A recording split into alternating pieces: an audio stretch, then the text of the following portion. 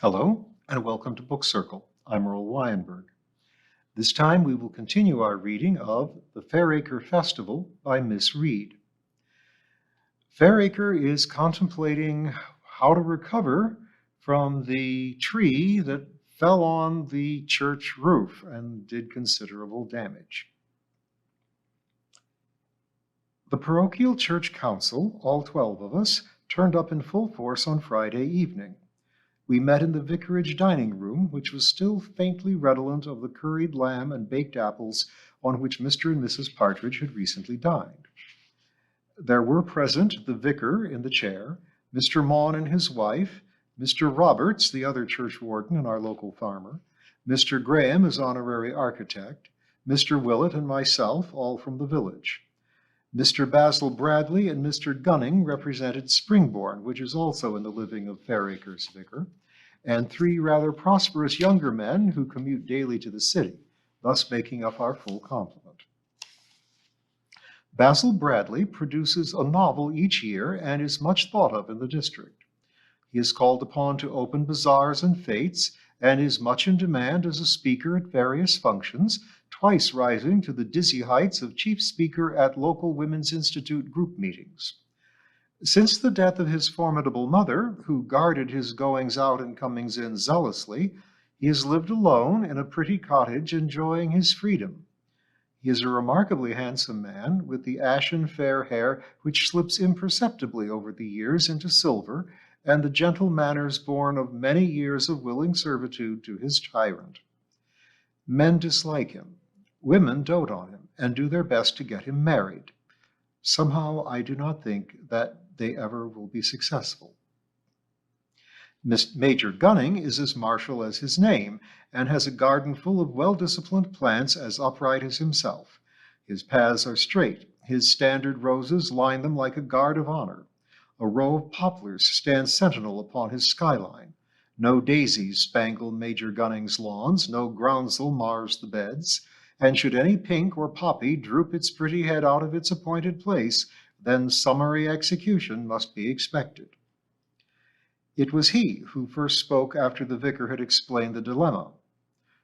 Open an appeal fund, stick up a good bold board outside the church, and send notices to every man jack in the parish. Huh, snorted Mrs. Maughan beside him. That won't bring in much. And have you any suggestion? asked Major Gunning, bristling. Plenty, snapped Mrs. Maughan, slapping her gloves down on the table challengingly. First of all, address the chair, put in Mr. Maughan. His wife twitched round exasperatedly and faced the vicar. Mr. Chairman, I think determined and regular money-raising efforts should be started at once. A weekly whist drive, a weekly dance, a weekly raffle, a weekly coffee morning. But, my dear Mrs. Maughan, pleaded the vicar, where is the money to come from? I'm telling you, from all these activities. Basil Bradley took upon himself the thankless task of explanation. But where, I think our chairman means, will the people get the money? Their wages will remain at the same level. They can't afford to go to so many weekly functions. Thank you, said the vicar simply. That is the position exactly. We must try to think of attracting outside help. The parish itself has no riches. A gloomy silence fell while we all pondered this sad fact. Do you mean that there's no help at all from somebody or other? Demanded Mr. Robert at length. You know, ecclesiastical commissioners, or the diocese, or friends of friendless churches, or something of that? St. Patrick's isn't a friendless church, said the vicar defensively. It's a very much loved church. Yes, indeed, agreed Mr. Willett warmly. But I'm afraid we have only ourselves to rely on, went on the vicar. The bishop was deeply sympathetic, but made it quite plain that the parish is solely responsible for these repairs. I think Mrs. Maughan's suggestions are on the right lines, I volunteered. If all the village organizations make a particular effort, it means that we shall raise quite a decent part of the whole by our own exertions.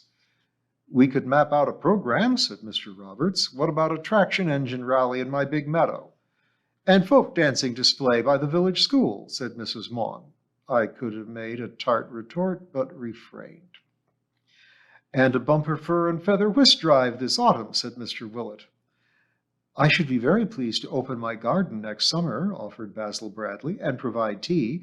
I've just mastered Chelsea buns. How very clever, cried Mrs. Maughan, turning toward him. Now they are things which I simply cannot manage. Cream horns, almond slices, Victoria sandwiches, gingerbread. I flatter myself I can cope with anything like that, but yeast cookery is my Waterloo. How much sugar do you put in with your yeast? The chairman, seeing his meeting dissolve, as it so often is the case in village affairs, banged loudly on the table. Please, please, ladies and gentlemen, Miss Reed and Mrs. Maud have both made the suggestion that we see how much can be raised by superhuman efforts in the village by traditional methods. Can anyone add to this idea? A rumbling noise from under Mr. Willett's tobacco-stained mustache gave warning of wise words to follow. Little did we think as we waited that we were witnessing the birth of a momentous brainchild. What's wrong with having all these things, or most of them, say, in 1 week next summer? A festival like. We hears a lot about the Edinburgh Festival and all their goings-on up there, and there's that chap Britton at the Aldwych. Aldeburgh, put in Basil Bradley. Same thing, said Mr. Willett airily. He has a festival by the seaside. Mr. Annet's been. He said 'twas a real slap-up affair. Well, what I'm getting at is this. Why can't we have a Fairacre festival? We all gazed at Mr. Willett with respect. It's a wonderful idea, Willett, said the vicar, quite wonderful. But do you think people would come? Why not? Demanded Mrs. Maughan. If they go to Edinburgh, to that perishing cold climate, not to mention the reeking smoke, which they admit themselves, then why on earth shouldn't they come here? Perhaps not quite in the same numbers, said Basil Bradley. After all, Edinburgh has wonderful concerts and ballets and what have you, but I'm sure we could have a Fairacre festival which would be successful on a more modest scale. Damn good idea, announced Mr. Roberts. One great glorious burst of fete, jumble sale, concert, whist drive, bingo, dancing, and everything else. If we advertise it well, the money will come rolling in. We might have a son et lumière, said Major Gunning, with St. Patrick's as the background. Tell the parish story, you know. Not all of it, said Mr. Willett cautiously. There's some things best kept quiet. Take that affair of Ted Grimble's granddad now. Yes, well, the vicar broke in hastily. Perhaps we are getting away from the point. Could we have a show of hands for Mr. Willett's excellent proposal? We were all agreed. It was decided to meet again to plan not only the Fairacre Festival for next summer, but also to arrange other money-making efforts starting immediately. It was while we were congratulating ourselves, and Mr. Willett in particular, on our cleverness, that Henry Maughan spoke up. Before we go, I think we should be realistic about these ideas. They will raise a few hundred, I feel sure, and we might raise a few more by donations, but I don't think we can hope to raise even half by these methods. But what else can we do? Pleaded the vicar. Mr. Maughan screwed his propelling pencil slowly, making the lead emerge further and further. He studied it intently as he spoke. You said earlier that the parish has no riches. It's not quite true. I hardly like to suggest this, but I'm going to. We have, as you know, locked in the bank and used only at the great church festivals, a valuable old chalice of solid silver and impeccable workmanship. One recently fetched over £2,000. It was not as fine as ours. We gazed at Henry Maughan in silence. We were all, I think, a little shocked by his suggestion. To tell the truth, I had not realized the value of the chalice, and had certainly forgotten its existence whilst we had been debating ways and means. The vicar looked horrified, and Mrs. Maughan surveyed her husband with as much disgust as she would have displayed had he suggested slaughtering her dachshund for lunch. Impossible, she exclaimed. Unthinkable, cried Major Gunning. It's not ours to give away, observed Mr. Willett austerely. 'Twas given to the church to celebrate Queen Anne's reign. Some relation of old Miss Parr's, so they told us at school, gave it over 250 years ago. It belongs to the parish. The vicar found his voice. Well, it is quite right, Henry. The chalice is beyond price, and in any case, only ours on trust. It belongs to St. Patrick's. So did its roof, said Henry Maughan. I know the idea is distasteful, but there you are. Is it right to keep such a valuable object locked away while rain comes through the roof and the church deteriorates? St. Patrick's also belongs to the parish. Which is of more use? Surprisingly, it was Basil Bradley who came to Henry Maugham's support. It has been done before. My uncle's church in Cumberland sold a most beautiful silver paten some years ago. It went to a new church somewhere in Massachusetts, where it is very much prized, I can assure you. I dare say, replied the vicar a shade frostily, but I cannot entertain the thought of selling our own silver. I'm only suggesting, said Basil Bradley steadily, that it may be some comfort to know that if the appeal and the festival do not raise the money, then at least we have the chalice behind us, as it were. Quite wrong, said Mrs. Maugham forcefully, jamming on her gloves. The chalice must remain here for future generations. Absolutely, growled Major Gunning. Let's hope it won't come to that, said Mr. Roberts. We'll do our best to get the cash in every other way possible. And on that note, the meeting ended. Later that night, the vicar lay sleepless, watching the moonlight wavering upon the ceiling above his head. Somewhere far away, a stoat yelped shrilly. The leaves of the Virginia creeper rustled up by the open window, and near at hand his big silver watch ticked companionably from the bedside table. All was as usual in the peaceful room, but still sleep evaded him. His thoughts turned again and again to Henry's appalling suggestion. How could he have conceived such an idea? It amounted almost to betrayal. The whole idea was monstrous. He simply could not think what Henry meant by putting forward such an outrageous scheme. It was bad enough to have had such thoughts. To put them into words made the matter even worse. The poor vicar tossed restlessly and remembered the beauty of the ancient chalice with piercing clarity. How heavy and smooth it was to handle. How comforting was the sturdy stem and the beautifully molded base. How warm and glowing the red wine looked in its polished depths. To the vicar and to his flock, Queen Anne's chalice, as it was known, was a precious part of the Christmas and Easter communion service, and had been, the vicar reminded himself, for generation upon generation of Fairacre folk. Lips dusty dead 200 years and more had sipped the wine from this cup. Squire and servant, man and maid, the virtuous and the villainous, had knelt beside each other, awaiting pardon and peace from the chalice. And they would do so still, the vicar told himself resolutely. They would do so still. He turned over his pillow, thumped it soundly as though he trounced the devil himself, and was asleep in 3 minutes. Chapter 3. The autumn was wet, windy, and unseasonably warm.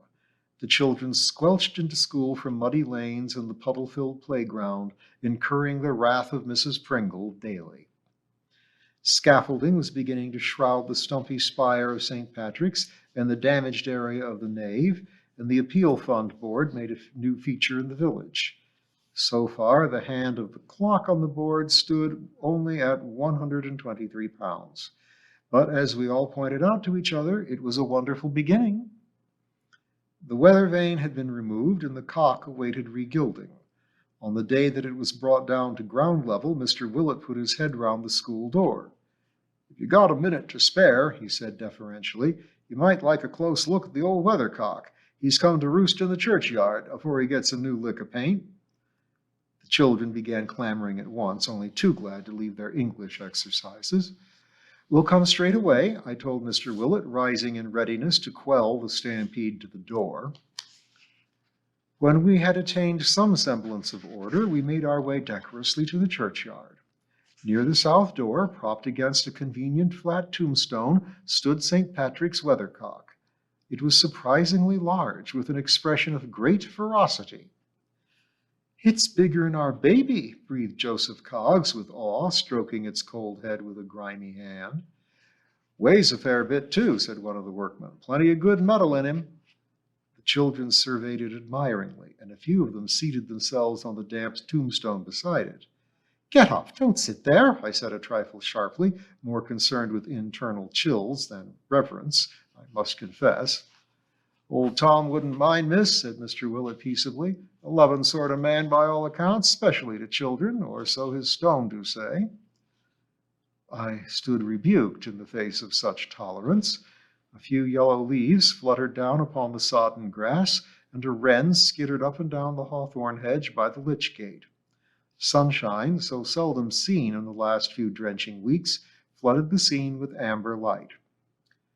We'll go for a walk before going back to school, I announced amidst general rejoicing. Thanks were given to Mr. Willett and the workmen, affectionate pats to the weathercock, and then we set off to profit from sweet country air and exercise, in the forlorn hope that they would sharpen our wits for the work awaiting us in the schoolroom. As Christmas approached, the money-raising activities increased in the village. The fur and feather whist drive was well attended, and the usual display of turkeys, ducks, hens, pheasants, and hares adorned the platform in the village hall. Almost £30 was raised by this mammoth effort, and only the collapse of the trestle table bearing the coffee cups marred the success of the evening.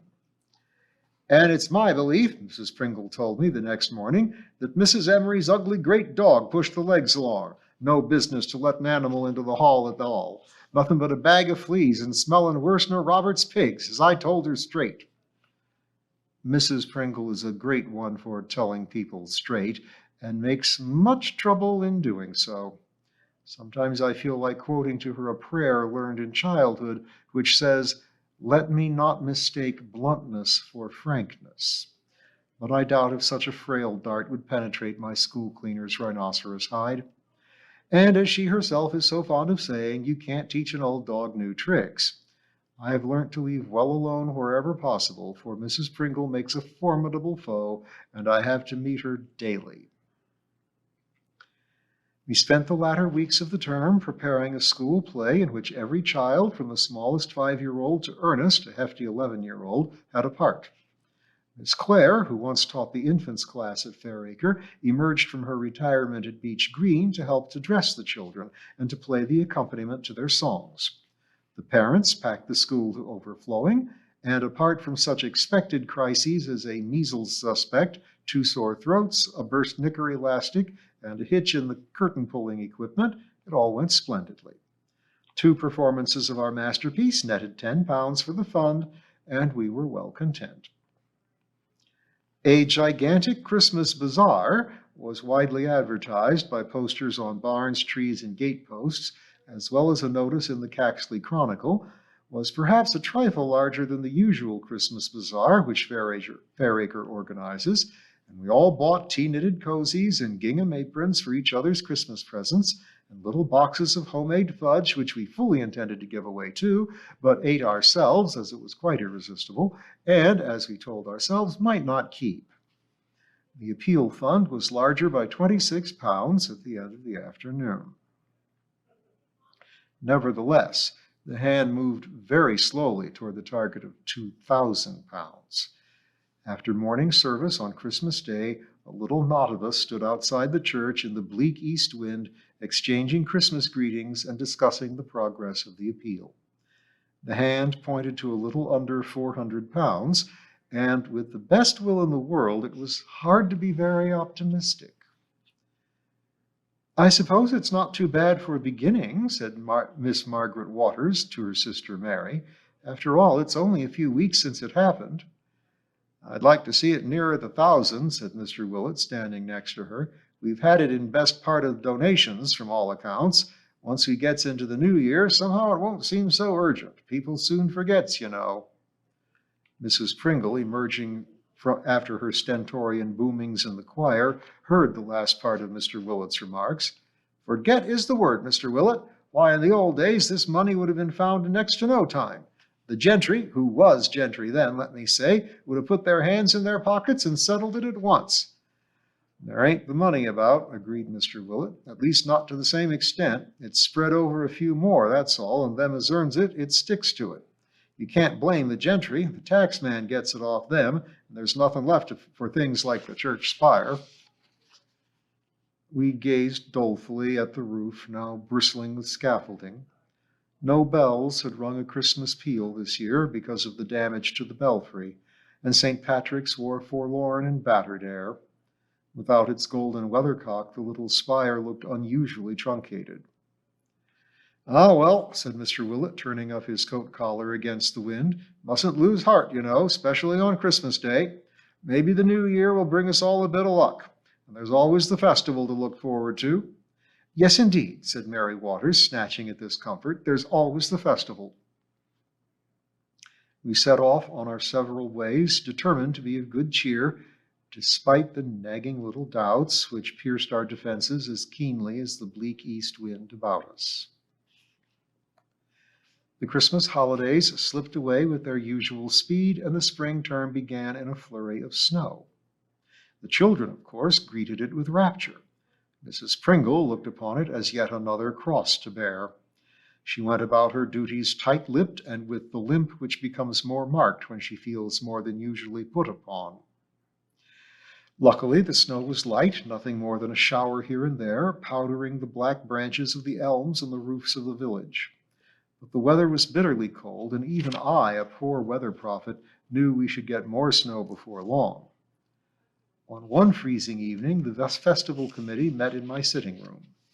Thanks to Mrs. Pringle's administrations, it presented an unusually tidy appearance. Piles of exercise books, test papers, infant apparatus, and general flotsam and jetsam found in schoolmistress's room had been carted up to the spare bedroom, and, although I despaired of ever finding any of it in order again, it was wonderful to entertain my guests in such immaculate splendor. The committee was formed by most of the parochial church council and one or two other energetic people who had some organizing ability and bright ideas. I must confess that I had envisioned an evening making a list of the usual entertainments known only too well to Fairacre, and possibly deciding on the days on which to present them. It was exciting, therefore, to have Basil Bradley's bombshell exploded at the outset. "This is really Major Gunning's idea," he began, glancing across at that upright figure. "You remember that he suggested we might have a son et lumière with the St. Patrick's as the background. Well, I've been talking to a friend of mine who's helped to produce this sort of thing, and he's willing to stage it and produce it for us." Congratulatory murmurs broke out on all sides. "And if you would allow me," went on Basil Bradley, looking modestly at his fingers, "I should really love to write the story and record it for you." "That is indeed most generous," said the vicar, "most generous." We all agreed warmly. It was Mrs. Maughan who rushed in where angels fear to tread and said, "But all that wiring and amplifiers and setting up seats and things in the churchyard, surely that's going to be horribly expensive." I thought if the vicar agreed, it would be much more practical to have it inside the church, with the lights changing on the chancel and altar. Then, of course, we should be independent of the weather. "And have seats," cried Mrs. Maughan, seeing the light. "And have seats," agreed Basil Bradley gravely. "I can see no objection to having the performances inside," said the vicar. "After all, the churches were always used for the early miracle plays, and it seems fitting that the story of our parish should be told in the building which has seen almost all of its history. I think it is a splendid idea." "The only thing is," said Basil Bradley, warming to his theme in the midst of such general approval, "it is hardly worth setting up all the paraphernalia for less than a week. Do you think we can expect enough support?" "Why not?" asked Mr. Maughan. "We'll advertise it well. People can bring parties from miles away. They're much more likely to come if they know it will be inside the building." "Oh, I do agree," his wife said firmly. "What with gnats and the wind, not to mention the odd thunderstorm, outdoor evenings are more of a penance than a pleasure." And we will find out what other great plans they come up with next time.